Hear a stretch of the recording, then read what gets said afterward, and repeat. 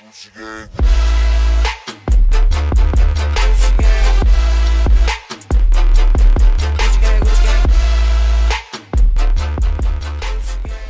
guys, and welcome back to another video. Now today is going to be something a little bit different. I kind of forgot to do a video on this, so we need to trace back a little bit about the fact that I did actually get a Maserati. Now a lot of people asked me on Instagram, so apologies, it's taken a little bit of a while, but I wanted to do something interesting with the car. Now it is here in front of me. Let's actually trace back because I did get this car delivered to me. So let's see the delivery thing first before we head on.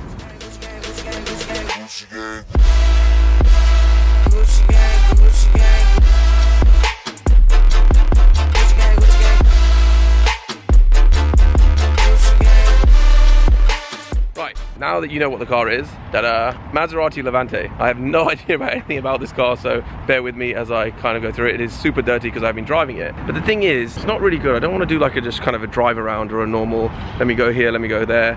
I need to go and do something proper with this car. Seeing it is four-wheel drive, it is a car that's supposed to be, I think I need to take it somewhere a little bit more interesting and have a little bit of fun with it. I'm trying to think about a few options of places I can take it. I have taken the Bentley Bentayga to Snowdonia before, and if you haven't seen that video, then make sure you check out there. I'm trying to think of another place that I can maybe go to. I am about 60 miles outside of London, 70 miles outside London. There's a few places I got on my mind, so maybe you can go and check that out.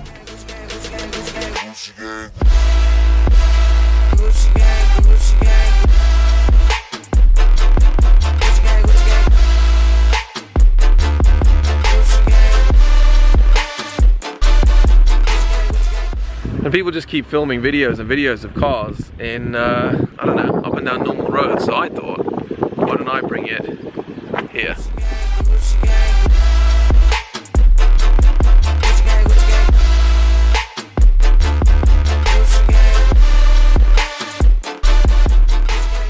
So as you can see, I'm in the Lake District with the Maserati Levante. More details about the car coming soon, but it is Q4 something, etc, etc, and it's got a custom paint job already. Check that out, very nice, thanks to the birds. The reason why I've come here with the car is because this is where the car should be. Check out the lake behind, amazing view. Gonna get some crazy drone shots, but more with the car, show you a little bit about it.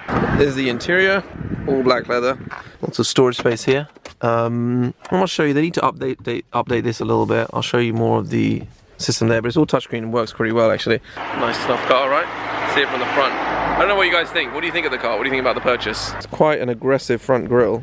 Anyway, I'm hungry as always, so food is a priority. There's a couple of things I've got to do here in the Lake District. Somebody's contacted me as well about going to one of their restaurants, which I'm looking forward to tomorrow night. But lovely to be in England, not out of the country, and in the nice weather and enjoying it in the British countryside.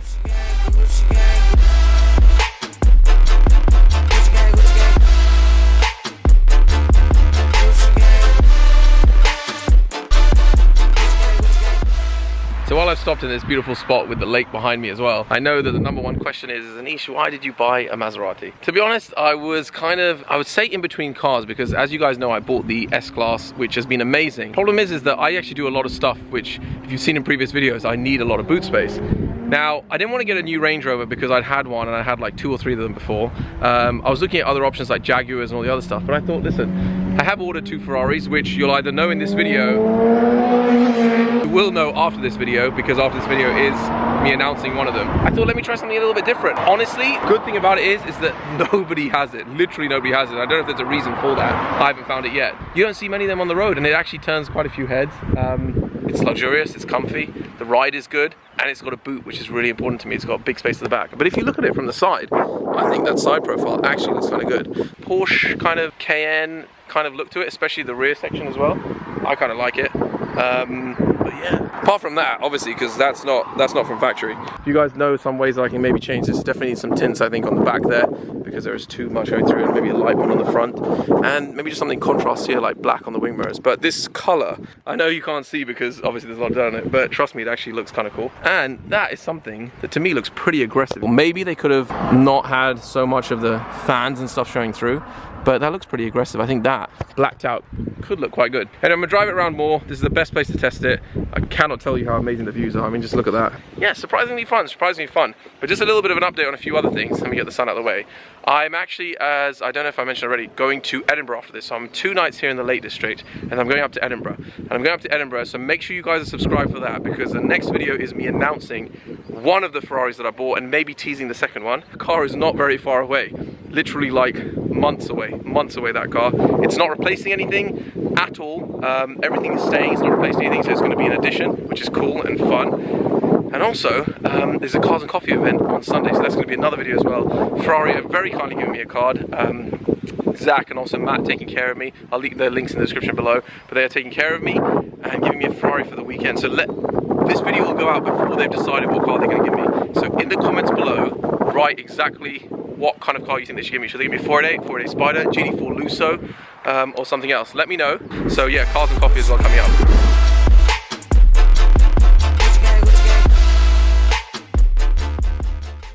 Okay, day 2 in the Lake District. Yes, I got a little bit lazy and fell asleep.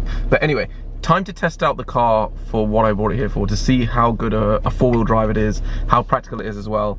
And I'm hoping to do that with 2 passes that they have here in the Lake District. Now, one is something that I've done, actually I've done both before, but not in obviously a car like this. So the first one is Hard Knot Pass. It's actually given the name because it's quite steep. It's an elevated pass, and you get up to the top, and then you go down into Honister Pass, just on the left-hand side, I believe, when you go up. So it's going to be pretty interesting. Again, I'm going to get the drone up, send that up, and hopefully track the car as it goes up there, because these roads, honestly, you guys know that I've recently been in Geneva and Switzerland and everything, and some of the passes here are just as fun, honestly. I know you're not at a cliffside or anything like that, but the roads are just as challenging. It's good fun, and when the weather's pretty good, which today's not bad, it's going to get sunny in the afternoon, it will be pretty fun. Got all the stuff you kind of need as well. You've got heated seats. The maps actually is really, really good. Surprisingly, the maps are really good. They kind of use like Google Maps, so it's pretty useful. But anyway, here's the view, so you can see the lake is over there, Lake Windermere, and I'm about to turn right now before a car comes behind me and make my way. Right, we'll see you at Hard Knot Pass. Okay, so when you're in the Lake District, make sure you stick to Google Maps. I was trying to use Waze to get somewhere quicker. Ended up down this kind of path here. I don't know if you can see much. And yeah, let's just say got a little bit stuck, but I managed to reverse out luckily.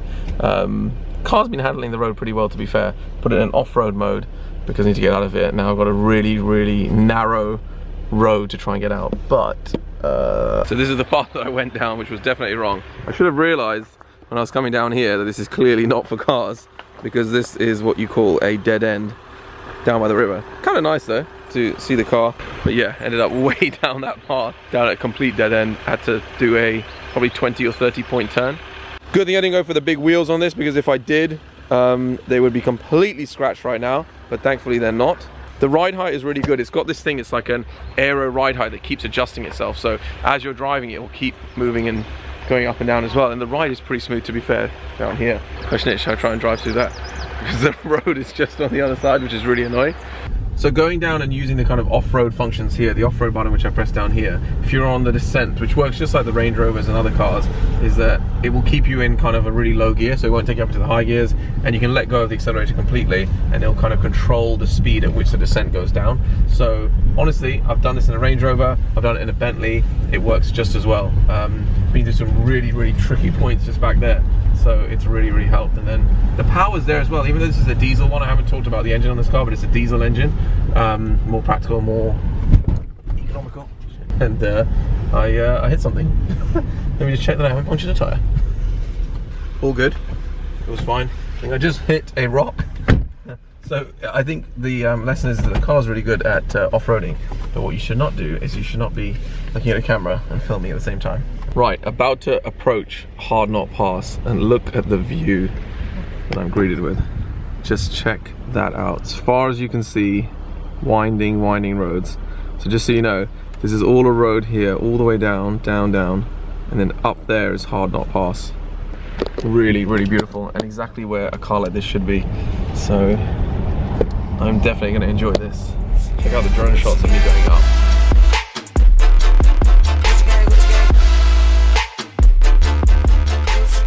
Okay, made it to the base of Hard Knot Pass. So just gone through that thing there. Apologies for the wind, so I'm going to talk a little bit louder. But made it to Hard Knot Pass, and as you can see here, the sign tells you that this is a narrow route with severe bends and a 30-degree incline, and only suitable for cars, light vehicles, things like bikes and stuff.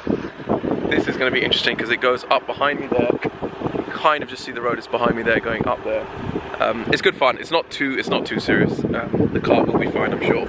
It's in a nice road, so I'll try and get as much as I can.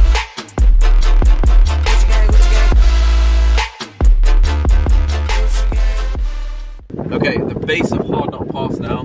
You can see that elevation there. That's just the start. So I'm going to put it into a lower gear so it doesn't go too high up, but automatic should be fine.